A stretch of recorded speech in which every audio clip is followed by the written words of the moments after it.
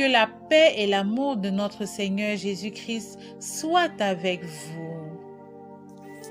Bien-aimés dans le Seigneur, les textes bibliques de ce jour dévoilent le secret de l'élévation spirituelle, l'abaissement, la petitesse ou l'humilité devant son Créateur.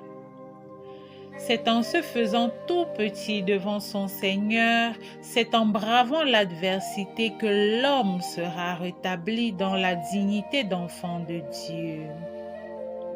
De ce fait, d'abord dans la lettre de Saint Paul, apôtre aux Romains, celui-ci évoque les difficultés du peuple juif, le peuple choisi ou élu par Dieu lui-même.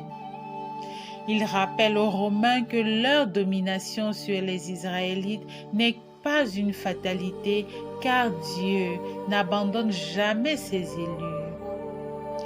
Ainsi, la souffrance du peuple hébreu participe non seulement de sa rédemption, mais encore de la conversion et du rachat des péchés de ceux qui les persécutent, les oppriment. C'est pourquoi la chute et le relèvement d'Israël constituent une source de motivation pour les autres nations qui doivent cultiver l'humilité, l'intégrité, afin de demeurer dans la miséricorde de Dieu. L'histoire du peuple juif nous invite aujourd'hui à intégrer le fait que les épreuves pour un serviteur de Dieu sont inévitables. Ce sont ces épreuves que nous endurons qui nous sauvent. Et comme je le disais au cours d'un enseignement ancien resté légendaire le 14 décembre 2002, si le Seigneur nous laisse des épreuves, c'est pour voir le degré d'amour que nous avons pour lui.